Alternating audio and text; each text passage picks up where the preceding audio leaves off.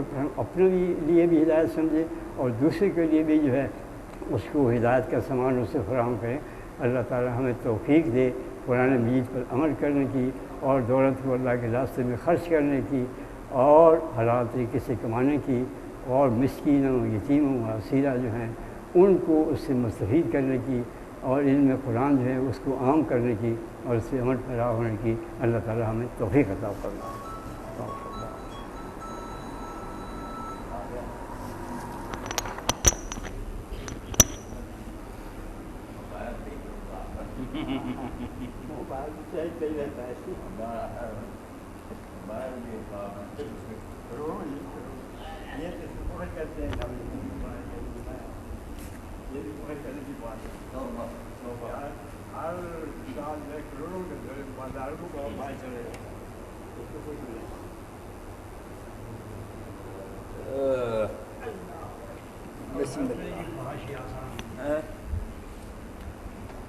توبہ میری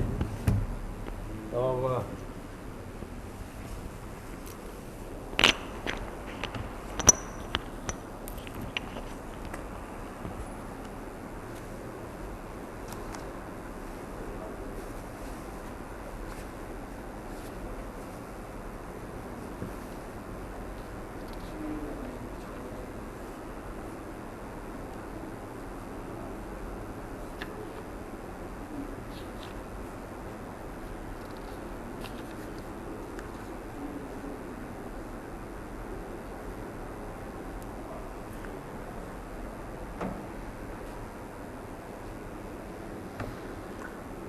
اعوذ باللہ من الشیطان الرجیم، بسم اللہ الرحمن الرحیم۔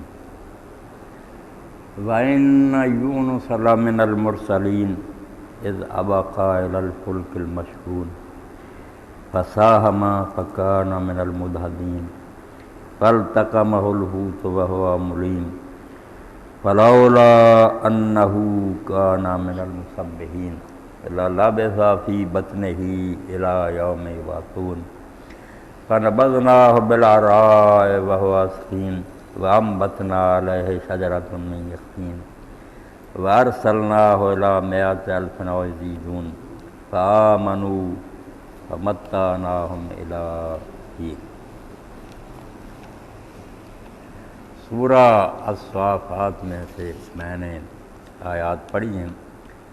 ان میں حضرت یونس علیہ السلام کا واقعہ بیان ہوا ہے۔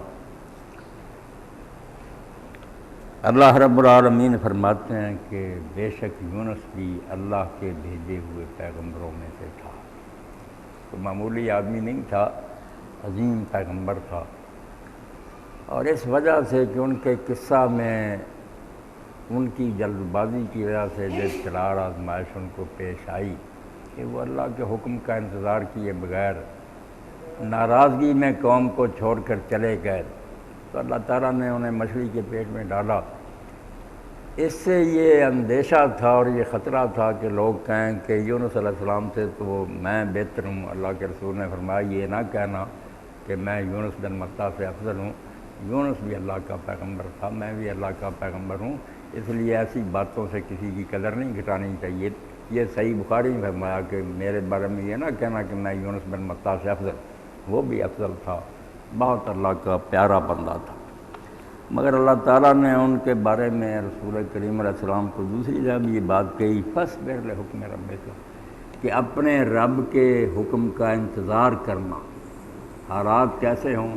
مخالفت کیسی ہو، دشمن ستائیں، کوئی پیش نہ جا رہی ہو، مگر مکہ نہیں چھوڑنا۔ یہ ناراض ہو کر جلد بازی میں چلے جانا، کتنی دیر ہوگی سمجھاتے، اگر یہ نہیں مانتے تو دفع کریں ان کو، ہم کو کیا ضرورت ہے نہ لینا نہ دینا، اگر یہ دین نہیں چاہتے تو چھوڑ دیں۔ یہ دین کا کام کرنے والے لوگ بھی ہو سکتا ہے گھبراہٹ کا شکار ہو جائے، اسی لیے سورہ انبیاء میں فرمایا وَظَنُّونَ إِذْ ذَهَبَ مُغَاضِبًا، مچھلی والے کو یاد کرو جب وہ غصے ہو کر چلا گیا، چھوڑ دیا قوم کو، بغیر اجازت کے کیمپ چھوڑ دیا، اللہ کی طرف سے ابھی اجازت نہیں آئی تھی،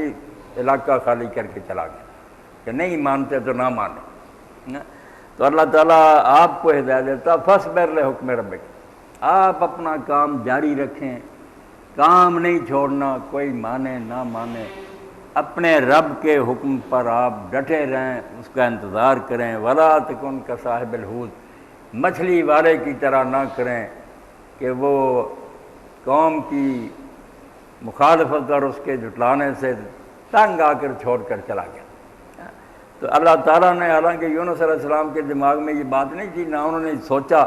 مگر اللہ کے پیغمبروں کا معاملہ بہت نازک ہے، اللہ سے ان کا بڑا تعلق ہے،